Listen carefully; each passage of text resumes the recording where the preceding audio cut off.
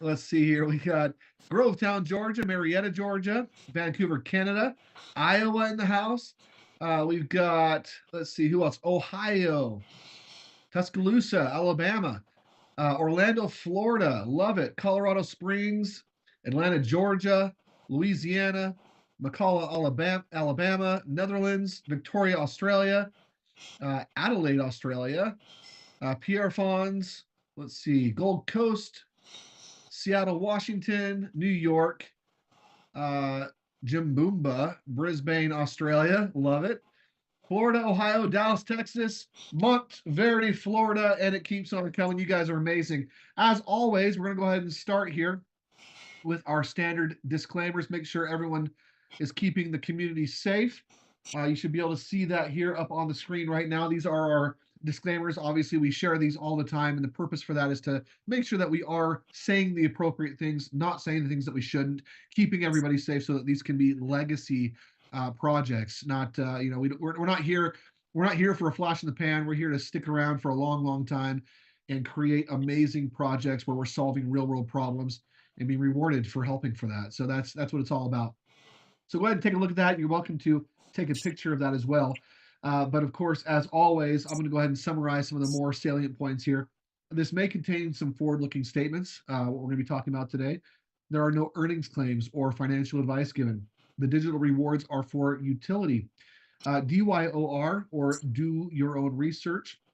The information provided is for educational purposes, and the nodes and the blockchains are governed by the DGF, or the Distributed Governance Framework. With that, we've got some amazing OGs here on the phone. Here we are on the phone. Anyway, on the video conference. And so thank you guys both for being here, Jake and John, for being willing to jump in and share your wisdom. I know, of course, you both have been in the blockchain space for a number of years, have been pioneers on a number of different projects as well. And having you as part of this community is a massive strength and boost to what it is that we're looking to do, which is gather 1 billion connectors and have 100 million people using products and services. And of course, 1 million node owners to start, and then the 10,000 block blocks, all these things that we're working to accomplish. You guys have been a big part in doing things like that before, and you're here again. And so we're so grateful to have you as part of this community. Thanks for being here and being willing to share. And I don't know who's going first, but you guys can draw straws or fight over it like always. And so go. Jake, why don't you kick us off, man? I kind of took the charge last week. Okay, yeah. I'll probably just hit on the topic that got brought up today, was just education and awareness around fiat currencies versus deflationary assets, and like why we want to earn those instead of things like Tether or US dollars. And my background, I got into trading like stocks and securities and options, and I kind of went down the rabbit hole of fiat currency pretty early on. So I think that helped me grasp whenever I actually did start learning about cryptocurrency and the underlying technology that powers it, that I was able to understand it a lot easier. So maybe I'll hit on how I first learned about that, which was fiat currency versus gold, and how the fiat currency is no longer backed by gold, like so here in the US. And the thing that made me understand this was whenever someone first explained. So if you rewind back to, say, the 1920s, whenever a $20 gold piece was exchangeable for a US Treasury note, a $20 bill or treasury note, they were 1-to-1. It didn't matter. You could go to the store and give a $20 gold piece or a $20 treasury note. It was the same. And the equivalence of that $20 back then was a custom tailored suit. And again, like, they would accept the gold or they would accept the treasury note. But you fast forward all the way to now, everyone thinks that gold is like really appreciated in money.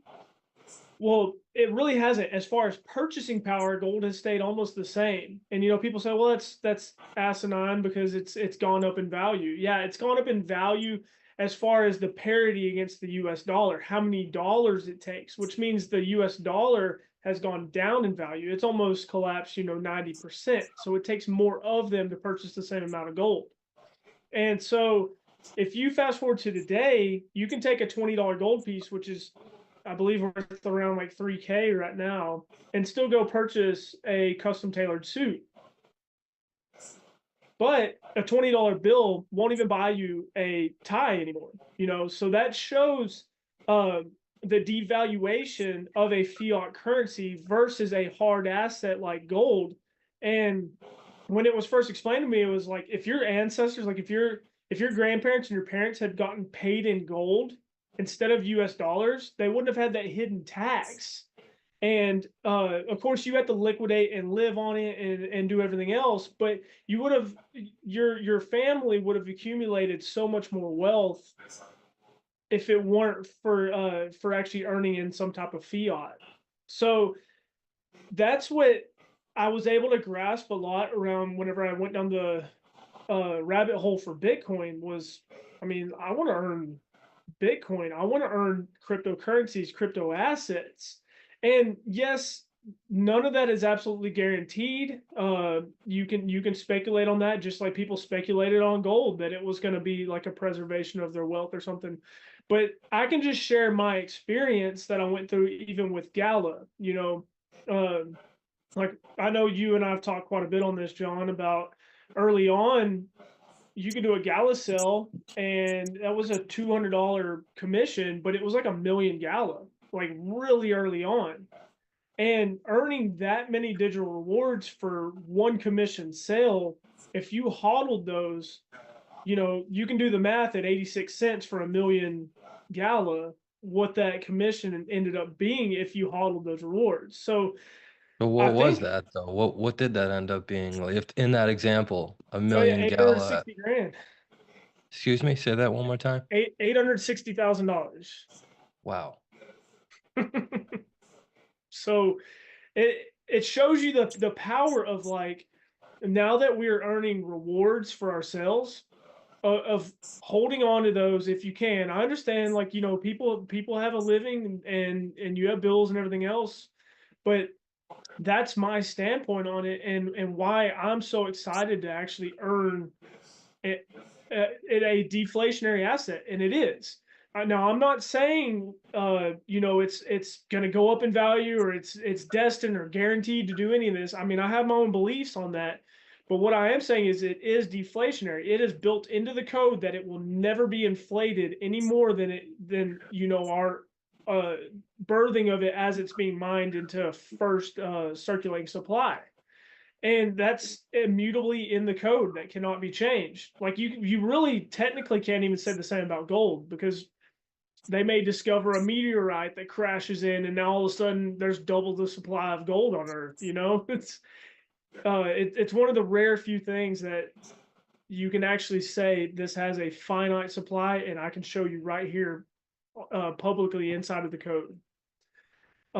So that's kind of what I think I wanted to hit on tonight, was just educating the community about deflationary assets versus fiat. I don't know if you wanted to maybe put your 2 cents in there, John, and then whatever topic you wanted to bring up. Yeah, sure. I just want to add on to that, and talk, a little bit in line with exactly what you're talking about. So when I first got introduced to the blockchain and crypto, before I even did anything with it, I went on this like 2 week rabbit hole of like YouTube, and there was no academy, there was no like OGs to teach me. It was just like me with all this information trying to understand it. So to set the stage, it was 2016. I had just started learning about crypto and started my research on it. I hadn't done anything yet. Now, at the same time, I'm kind of late to the party, but like I think I'm like 33 or something like that. Or oh no, maybe 35, I think. 35 I was. Just started thinking about our future then, like, oh, let's like think about our retirement. Let's start putting money into traditional investments. My wife was working for like a financial advisor that catered to military clients at the time.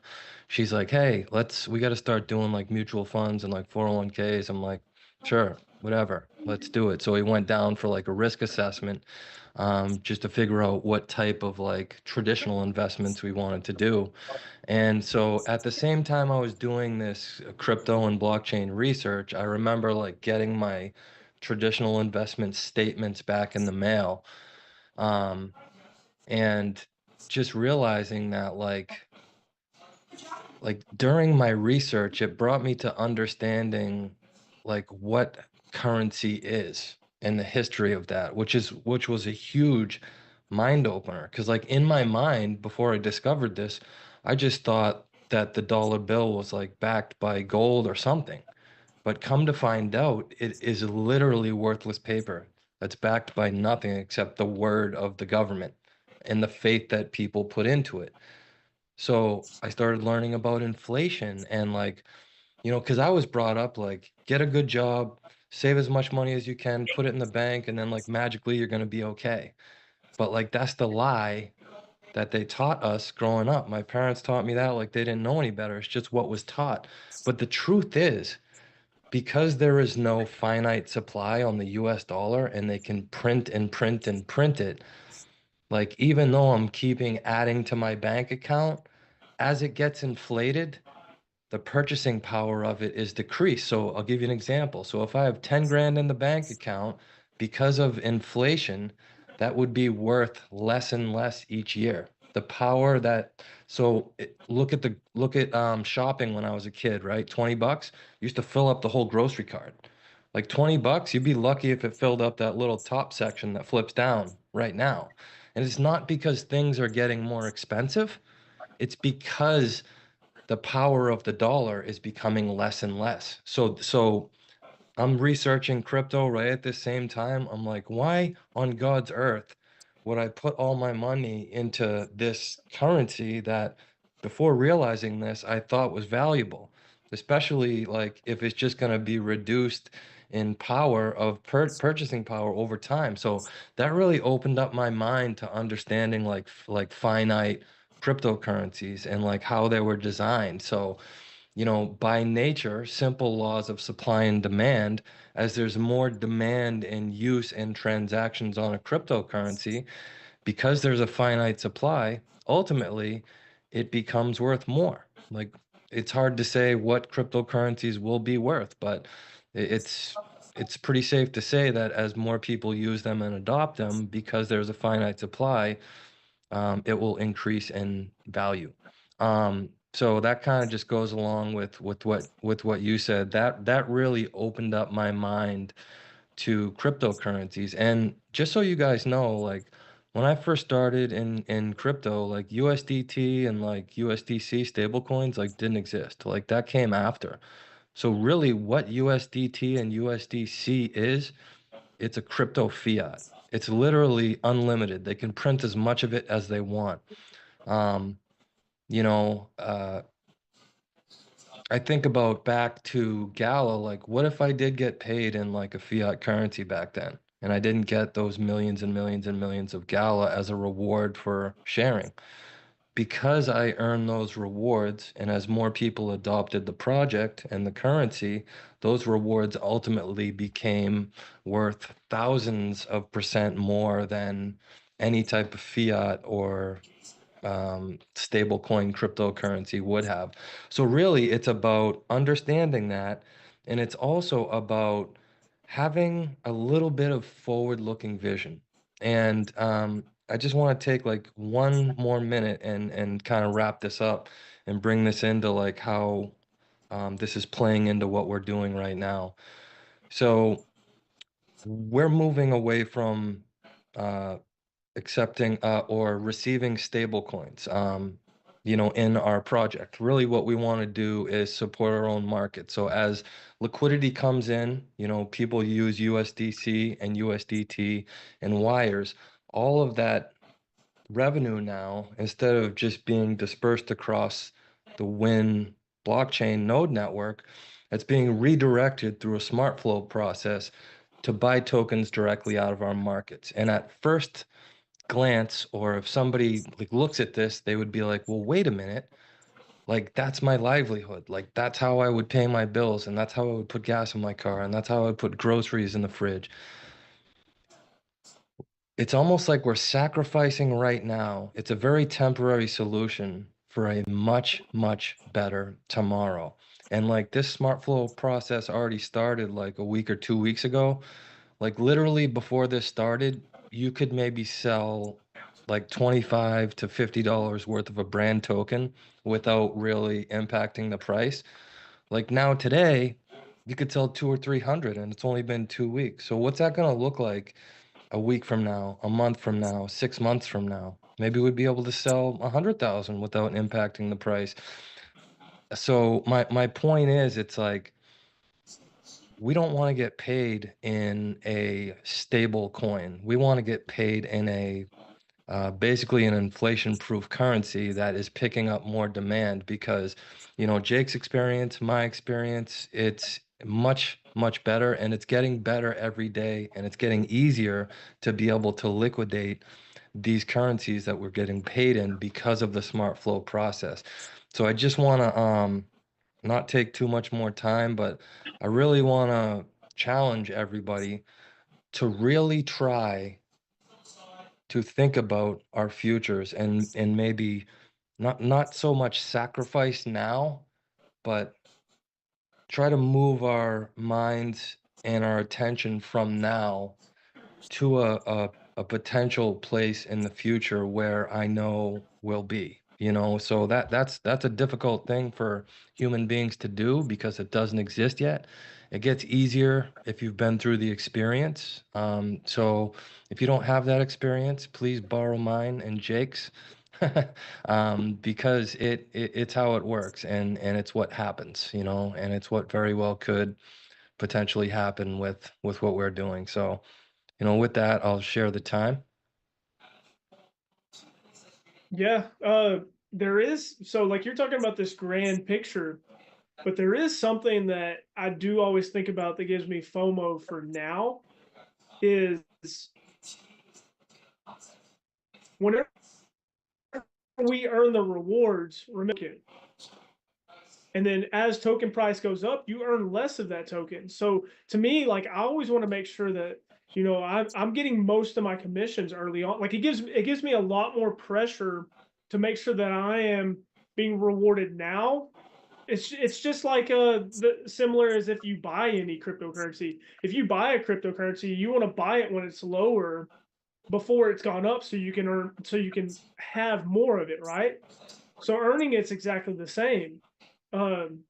I want to make sure and try to get as many sales in early on because it's almost a race, because we know that every single sell, the commissions that go through that smart flow model is pushing buying pressure on there. So if the token continues to go up, there's potential for you to earn less tokens. Like, you're always going to be earning that same amount of commission, but your actual volume of tokens is the highest it'll ever be, if the token price continues to trend upwards. So that's just one thing that I always keep in the back of my mind as well, is the opportunity for the best reward always is now. Yeah, 100%. What else can I say about this? One thing I want to point out, it's like, so there's a lot of crypto projects out there, Bitcoin started it all. There were people for the past 15 years that like shared and evangelized Bitcoin. But the issue is that there's essentially no reward built into that action, you know? So like people are doing that regardless.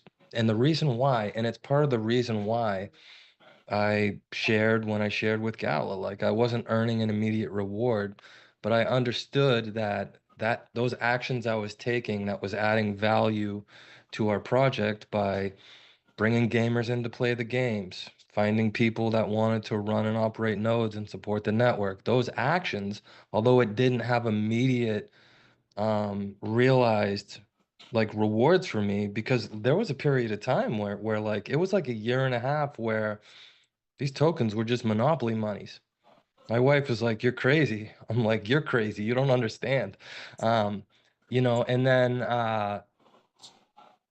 you know, and then the markets came, you know, and they came very humbly at first, just like kind of how we are now, you know, and then like as we grew, you know, it just became super easy to liquidate our tokens. And then so it's like the ability to capitalize on that wouldn't existed if I didn't have a little forward vision state of mind in the beginning. And by the time you realize it, that early opportunity to capture all of that is past, you know. John, can I talk to that for a It's quick second? yeah, sure. Sorry, I mean, we've all probably had experiences like this, you know, kind of in the beginning days. I remember I had a guy call me. Um, uh, this was probably late or early 2020, I'm guessing, or something like that. Or no, it might have been even late 2019. He had bought a Gala node and he had been running the Gala node. And you remember in early days, like we didn't even have a dashboard to see anything. Like there was like spreadsheet stuff that was being sent out, but we had no access. It wasn't like it wasn't there yet, you know, and it was all being built. And this was again part of the vision and trying to build this out and figure out whether or not this node network kind of thing was going to work or not. And we thought it was, and you know, all that kind of stuff. Anyway, I remember I had a guy call me up, and I won't say his name, but he's a good, you know, great guy. But he called me up and he just started yelling at me. And like, how dare you, you know, you told me that this was going to be good and this, that, and the other. And you know, you promised me this, that. And he started saying all these things, which number one, weren't true. I mean, everyone that knows me knows I'm very intentional about the words that I use when I'm talking about any of these projects. There's never a guarantee. You know, I tell people all the time, you know, make sure that if you're going to participate, that you put in something that you're okay parting ways with, because there are no guarantees. It could go up, it could go down, it can do anything, right? And it's all market dependent. Anyway, so he was kind of coming at me for a while, and I remember this was right when the first dashboard had actually just barely been created. And I remember I asked him, I said, have you even looked at your account? He's like, what? I don't even have an account. What are you talking about? You know? I said, have you even looked at your account? He's like, well, no. I said, well, log in, you know, go into your account. He's like, well, all right. And so he logs into his account, and lo and behold, there are like millions of Gala, you know, sitting in, I can't remember how many. It was over 1 million, I think. Gala that was just sitting there in his account. And he's like, oh, well, I didn't know that was there. Anyway, I said, look, I still don't know what's going to happen. You know, as of right now, that million plus Gala, whatever that's sitting in your account, is still worth nothing. But just hang tight for a minute. You know, I said, like I said, we don't guarantee anything, but I believe in it. I think things are going to go great, you know, but who knows, right? Who knows? Anyway, fast forward now, you know, a year later, he actually called me up and apologized. which that never happens, by the way. That never happens. But he called me up and apologized, and he just said, I want to apologize. I was kind of in a bad place, and you know, and this has been awesome, and it's, you know, it's been a great project. Anyway, so what you're talking about with having that vision, look, it is not easy to be a pioneer. And we've talked about this a lot. Like, it is not easy to you know, I don't know if anyone ever played Oregon Trail when they were a kid. You know, that was like the only game that was available on the computer, you know, in the early 90s or whatever it was. Carmen Sandiego was a game too, though. I thought. What was it? Carmen It was Sandiego? like two of them, like that were at school. Oregon But like Trail. Oregon, I don't know if you remember Oregon Trail though, because Oregon Trail, and I never played it. My wife played it all the time. But Oregon Trail, like, you always ended up with dysentery. Like, you and your whole family had dysentery and everyone died, right? Because you were pioneering something. But the truth is without those pioneers, you know, some of the greatest cities out here in the West would have never been established without being able to see it ahead of time. Like, really cool, big things would have never happened without Satoshi Nakamoto, whoever or however many people that is. Like, this concept of blockchain and, you know, getting rid of the double spend and peer-to-peer transacting would have never been a thing, but it is today. And I just, you know, I want to put out there, we are pioneers here. We have to be tough. Like, we have to have grit. Like, we have to move forward even when other people aren't, because there will always be the naysayers. You know, whether it's our wife or a friend or whoever, like there will always be people that will tell us you're a little crazy. And the truth is, yep, maybe we are a little crazy. But you know, new paths are forged from those that are willing to take a step out when the path isn't there yet. Those that are willing to take the machete and kind of cut down the underbrush so that other people can walk more comfortably. And the ones that do, by the way, are typically the ones that get to benefit the most. You know, those that were willing to go out west when no one else was were the ones that were able to stake that claim. You know, they were able to put their flag down. I don't know if you guys, what's that movie with Tom Cruise and Nicole Kidman? You know what I'm talking about? Where they went out west. I don't remember the name. Does anyone know that movie? Like anyway, they were going out to claim their land, and you know, if had they not been out there first, they wouldn't have been able to do the things that they did. And so anyway, it's just, you know, this conversation about having the vision, moving forward, going even when it's difficult, being willing to step out into the darkness for a minute or into the void as it then becomes, yeah, Far and Away. Thank you very much. That movie Far and Away is a great movie. But we are that. We are pioneers. We get to get out there and make it happen. And the world is in a really cool way. I mean, the reality, even with the way that distributions are, you guys know this, the vast majority, I shouldn't say the majority, half of all the distribution in any blockchain project with what we're doing here is done in the first year. That means those that are willing to be a little bit pioneer-esque, that are willing to put forth that vision, are the ones that are willing to actually receive the greatest advantage if it does something, right? That they are the ones that get the most in that first year. And so be that visionary and help other people to see it, because not everyone's going to see it on their own. Sometimes someone needs you to hold up the binoculars a little bit and give them some vision, right? So I think that's what we're talking about a little bit. But anyway, I just wanted to share that. Yeah, no, to me, that is my prime motivator is, you know, we've talked on this in the past. We call it the network effect, you know, that it takes, like, anything is about masses. So the network effect happened in Bitcoin whenever it was more than just 5 laptops that were hooked together. And they actually went out and started sharing the vision of what the technology can do, the problems that it can solve. And now it's this huge conglomerate network that BlackRock and other like Fidelity and major investment groups want to build ETFs around and have. I mean, if they hadn't have gone around and started sharing this new technology and what it can do, it would not have changed the world as we know it. Same thing with like cell phones. If Steven and I were the only ones with a cell phone tower and a cell phone, it's worthless. But you can change the world whenever the whole world utilizes it as a beneficial tool. And so that is like, that's my prime motivator. Like the commission is the cherry on top. It's not my prime motivator, because I understand that if our community becomes massive and we have a massive node network and adoption for utility of our tokens, I know what'll happen. I mean, it's common sense. But if we don't go share, if we don't get people in our community and start utilizing the products and services on our blockchains, you know, that's on us. And so that's why I feel like such a rewarding experience to go do calls with random people, like, you know, that I don't earn a commission at all, but I do know that that's one more person in our community. That's one more person going and building. It's like building our blockbot army, and then we can take this to the world. And so there is no competition in those regards.